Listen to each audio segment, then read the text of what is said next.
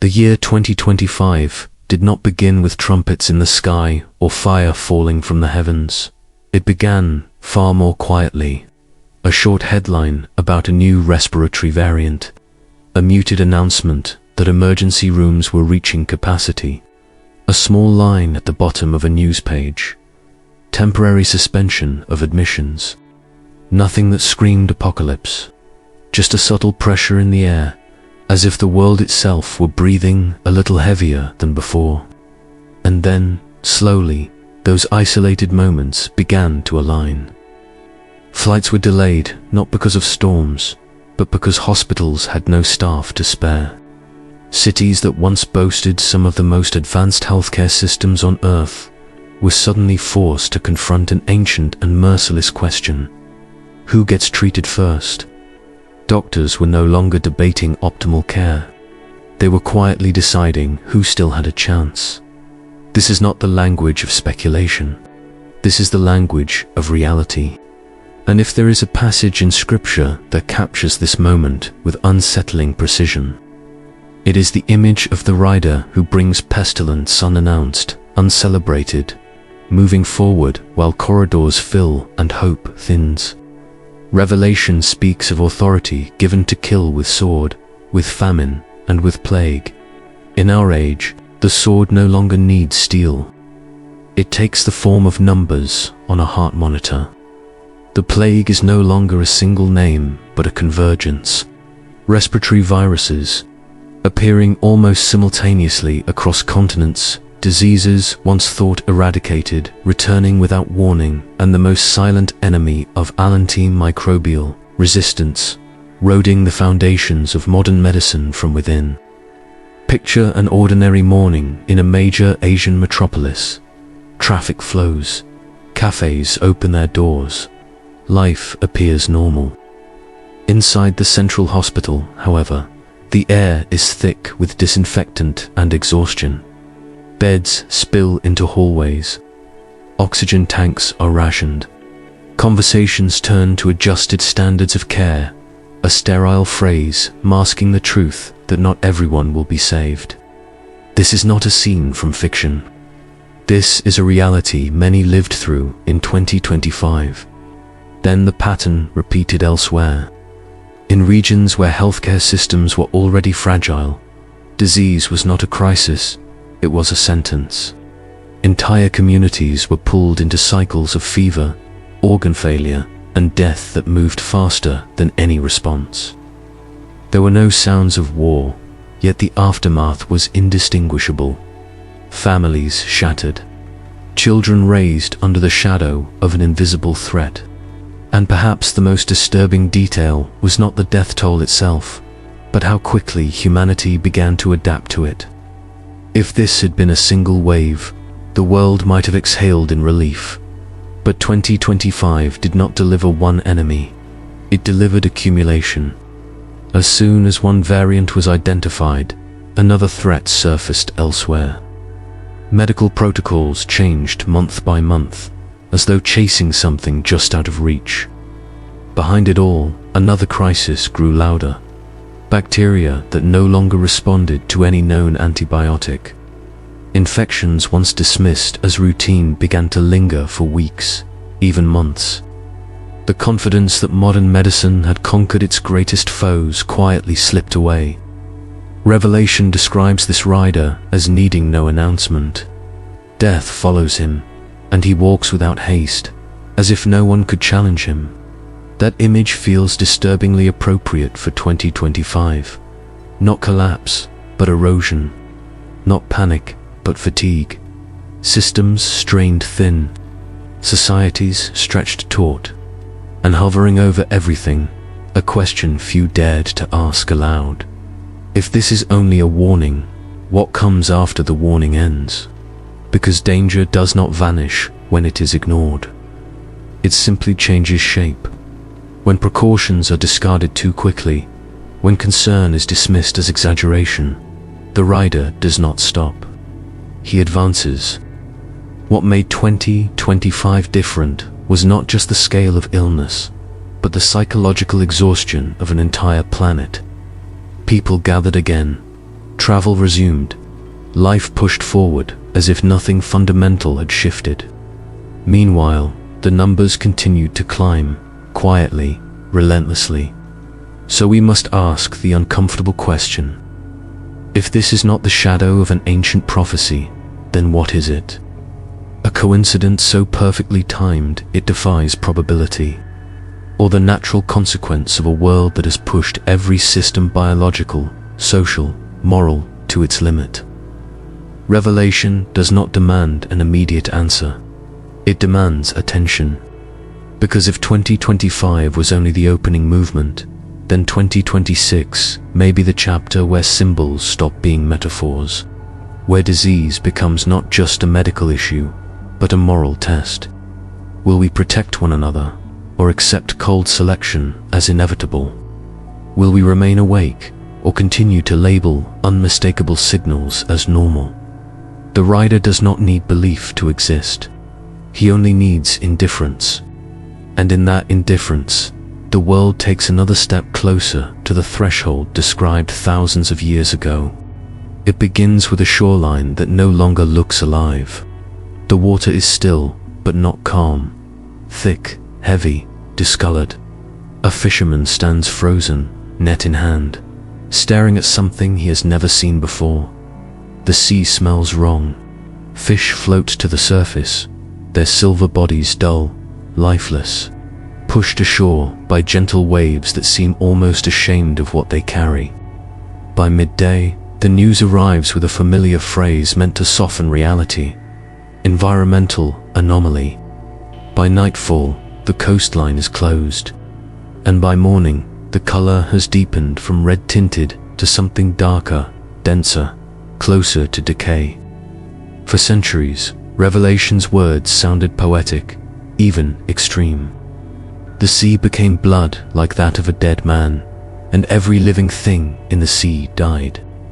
Many assumed metaphor, symbolism, ancient exaggeration meant to provoke fear, but in 2025, the metaphor began to breathe.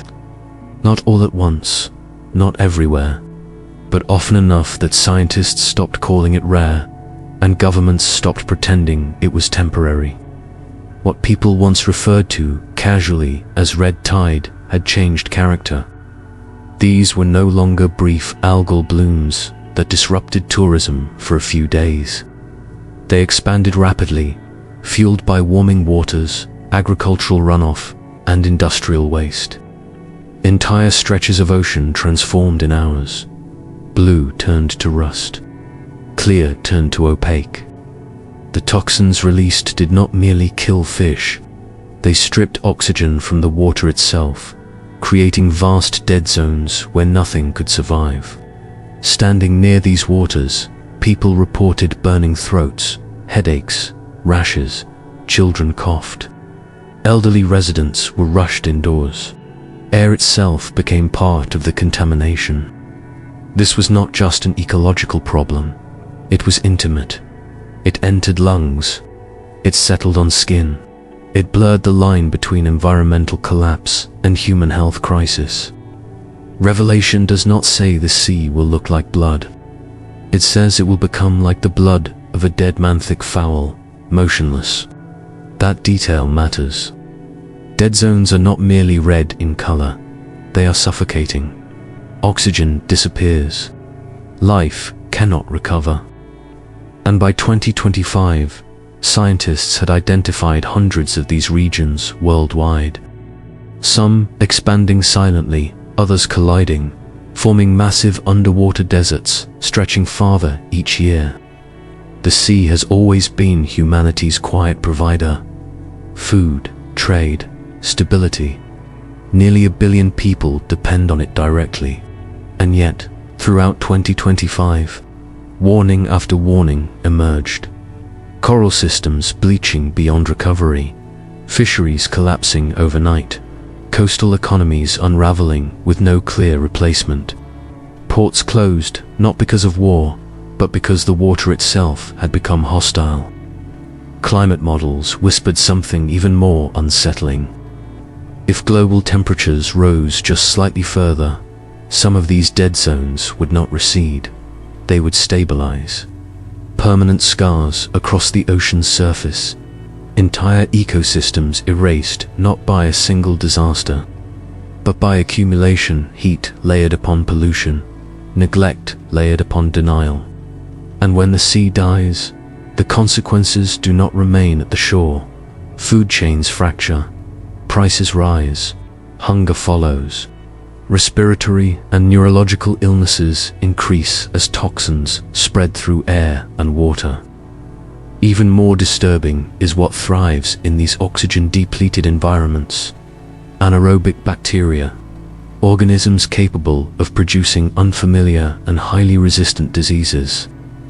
The ocean, once a symbol of life and abundance, begins to resemble a breeding ground for the next invisible threat. Is this simply environmental cause and effect? Many insist it is. But Revelation was not written as a scientific paper. It was written as a warning.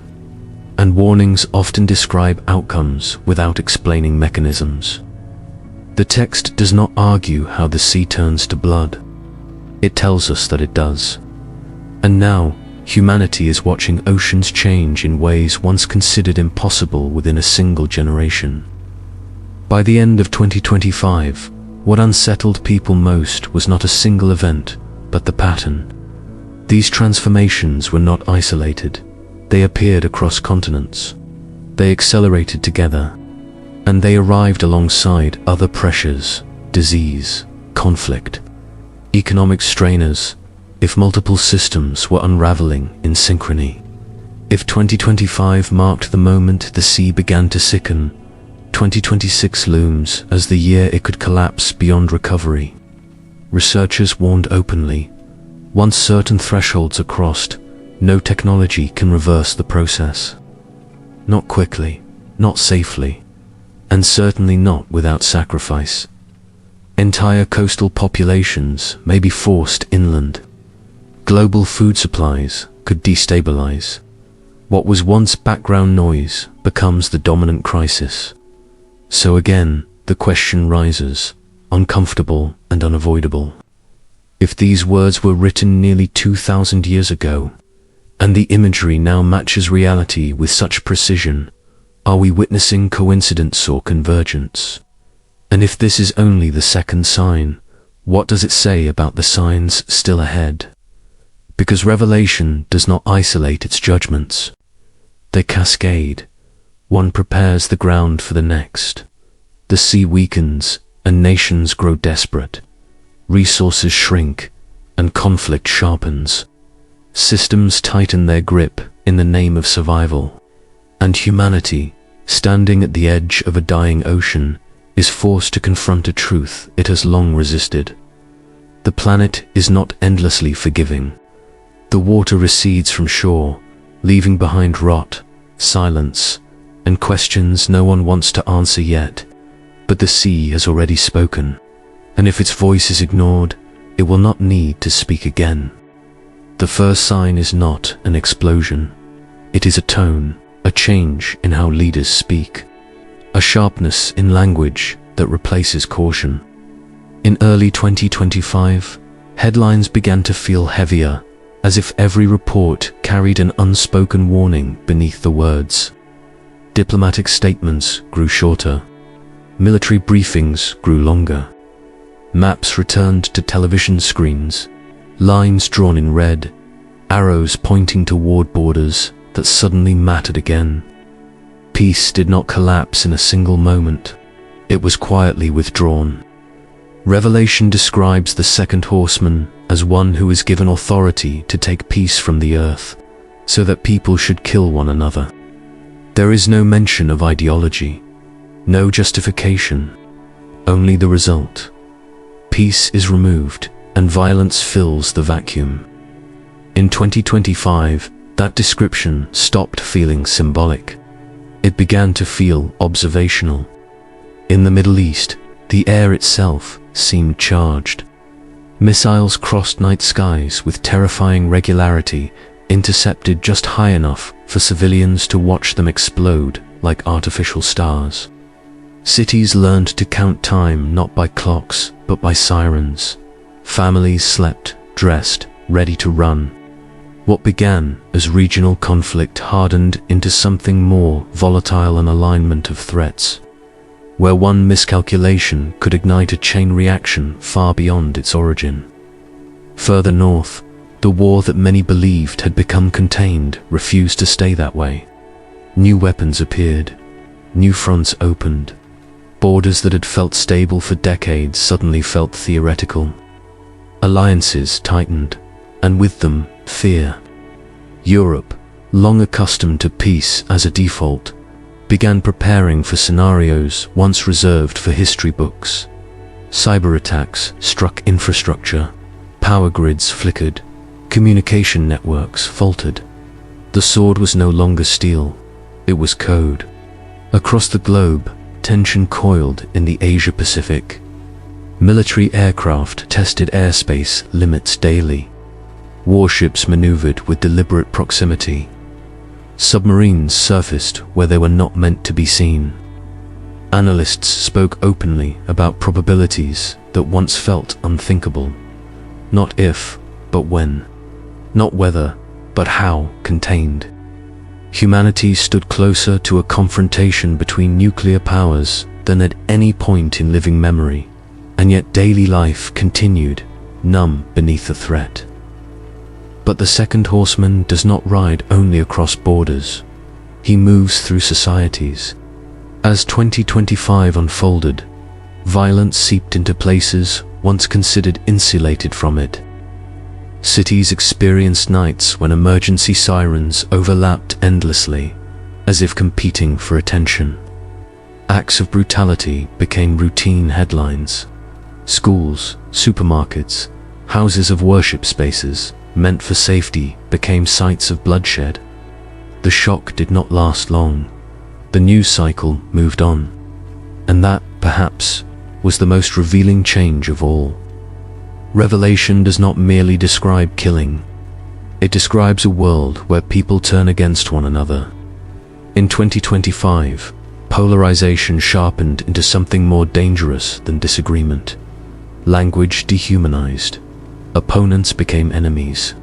Enemies became acceptable targets. Social platforms amplified outrage, rewarding the most extreme voices, compressing nuance into slogans. Words hardened into weapons long before physical violence followed. The modern sword is efficient. It does not require armies to clash in open fields. It operates through drones that strike unseen, missiles guided by algorithms, artificial intelligence calculating optimal moments to destroy. Decisions once weighed by human conscience are increasingly delegated to systems designed for speed, not mercy. The sword no longer trembles in a hand. It executes flawlessly. International organizations issued warnings throughout the year. Reports spoke of unprecedented risk, of cascading conflicts, of a global order under extreme strain. But warnings require listeners, and by late 2025, diplomacy sounded like a fading echo in rooms already filled with marching boots. The horseman did not need to arrive dramatically. He had already been invited. What makes this moment especially unsettling is how familiar it has become. War footage blends into entertainment. Violence is analyzed like sport. Casualties are reduced to numbers scrolling beneath commentary. Revelation's warning was never only about bloodshed. It was about desensitization, about a humanity that loses its instinct to recoil. If peace can be removed so quickly, so thoroughly, then what does that say about the foundations we trusted to hold it in place? If 2025 demonstrated how fragile restraint truly is, then 2026 may reveal how easily escalation consumes everything. One conflict spills into another. One justification demands a response. The sword does not tire, and once the horseman rides freely, there is no promise that he will stop at borders or treaties. He rides wherever fear finds a foothold, wherever anger is fed, wherever humanity forgets the cost of drawing blood. Revelation did not exaggerate. It observed, and the observation now feels uncomfortably current. The world tells itself this is temporary, that reason will prevail, that systems will stabilize. But peace, once removed, is not easily restored. And if this is only the third sign aligning so clearly, the path ahead grows narrower with every step. It begins with something almost trivial, a small convenience that feels like progress. No wallet, no card, no password. Just a brief pause, a hand held over a scanner, and the transaction is complete. The receipt appears instantly. Fast, clean, effortless. People smile at how easy life has become, unaware that this moment so ordinary, so forgettable marks a quiet turning point. Revelation speaks of a system where participation itself becomes conditional, where buying and selling are no longer neutral acts, but permissions granted. For centuries, that idea felt impossible. Economies were too fragmented, power too divided, control too messy. But 2025 introduced something different. Not a tyrant, not a single figure demanding loyalty. A system, invisible, efficient, voluntary, digital identity expanded rapidly, presented as protection, efficiency, safety. A unified way to verify who you are, to prevent fraud, to streamline travel, healthcare, finance. Each justification sounded reasonable in isolation. Together, they formed a structure that touched every aspect of daily life. Your body became your credential, your face, your hand, your biological signature keys that could not be misplaced, but also could not be taken back. At the same time, money itself began to change shape. Cash quietly retreated. Digital currencies moved from pilot programs to policy discussions. Centralized, traceable, programmable. Transactions no longer disappeared into anonymity. They lived forever in ledgers that could be monitored, flagged, reversed. At first, this was framed as a solution to crime, then to instability, then to inequality. Each step forward tightened the net a little more. Revelation does not describe the mark as something forced at gunpoint. It describes acceptance, a choice made under pressure, loyalty expressed through participation. That detail matters, because in 2025, no one was dragged into these systems. They enrolled, they updated, they agreed to the terms because opting out felt impractical, even dangerous. Who wants to be excluded from healthcare access, from employment, from the ability to travel, to study, to exist comfortably? This is how control evolves in a modern world. Not through chains, but through dependence. Not through fear alone, but through convenience. A system so integrated that refusing it feels like refusing reality itself. And once the infrastructure exists, enforcement becomes unnecessary. The system simply works or doesn't based on compliance. Revelation warns of a global authority that spans tribes, nations, and languages. Many once imagined that as a political empire, but 2025 revealed something subtler. Authority no longer needs borders when systems are interoperable, when databases speak to one another, when identity, finance, and behavior merge into a single profile. Power no longer announces itself. It operates silently, automatically, impersonally. What happens when access can be adjusted remotely? When permissions can be revoked without confrontation? When dissent is not punished with imprisonment, but with exclusion? You are not arrested. You are simply locked out. Your account frozen. Your services suspended. Your existence downgraded. The punishment leaves no bruises, but it reshapes lives just as effectively. Revelation's language grows unsettling here. No one may buy or sell except one who has the mark. That is not merely economic pressure, it is social erasure. And in 2025, the mechanisms required to enforce such a reality quietly came online. Not everywhere, not fully, but enough to reveal the trajectory. This is why debates over technology miss the deeper point. The danger is not the scanner, the chip, the code, or the currency. The danger is the normalization of surrender. The moment freedom is traded for access. The moment conscience is outweighed by convenience. The moment participation becomes worship not of a figure, but of a system that promises order in a chaotic world. And chaos, by 2025, was abundant. Disease strained healthcare. War destabilized regions. Economies wavered. Fear made people receptive to solutions that promise stability at any cost. Revelation does not say the world will be tricked because it is ignorant. It implies the world will accept control because it is exhausted. The structure is nearly complete. What remains uncertain is timing and direction. Who will ultimately guide it? Who will decide what is acceptable speech, acceptable belief, acceptable existence? When systems govern access to life itself, morality becomes programmable, dissent becomes a malfunction, faith becomes a liability. Many insist this interpretation goes too far, that there is no beast, no unified enforcement, and they are correct for now. But Revelation was never written to describe a sudden switch being flipped. It describes a progression, a convergence, a moment when all necessary elements are present, waiting for alignment.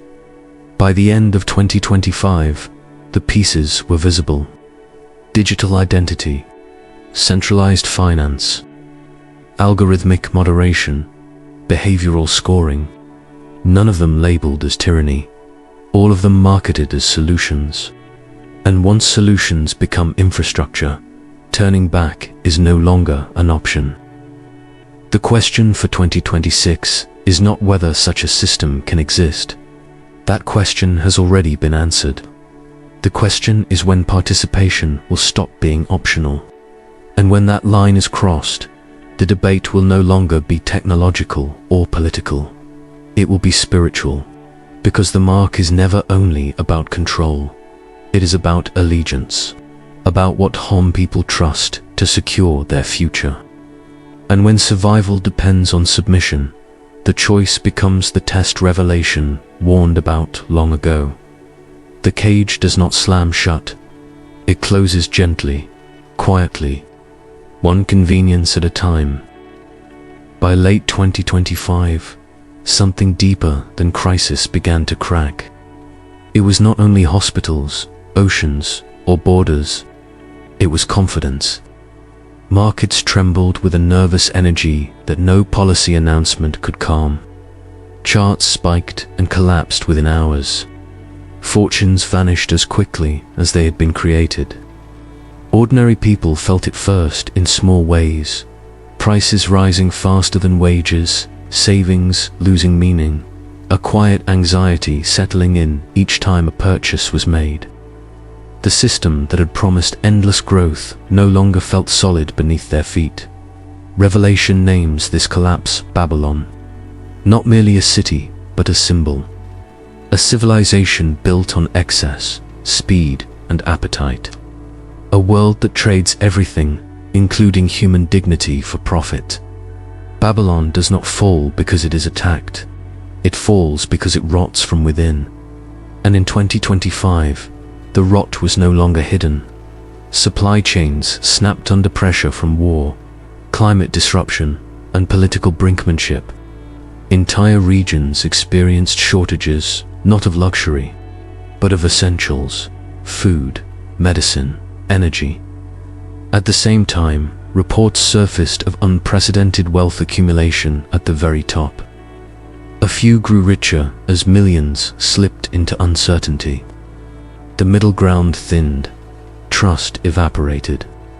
People began to realize that the system was not designed to protect them, was designed to consume them.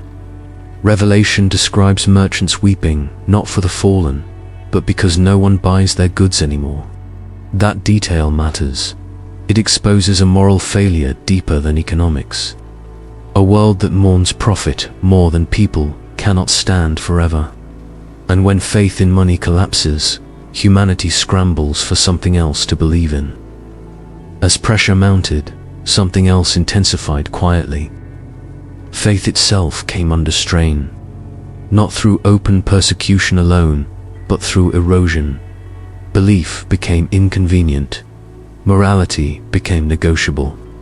Speaking about truth, repentance, or God felt increasingly out of place in a culture obsessed with comfort and compliance.